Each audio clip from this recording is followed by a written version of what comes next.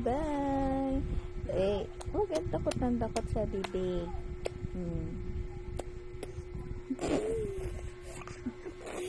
Huwag maglaro ng laway. Gigil-gigil. Gigil-gigil. Gigil-gigil. Yan, nakitigas kasi ng mga Saan ka na?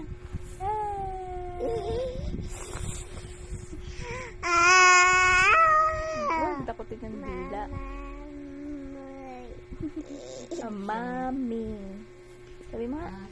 Mami. Sabi mo. Kasi dito sa ano mo. Sabi mo, mami. Ano kasi kailangan graduate ka 5 years ano. Sabi mo, mami.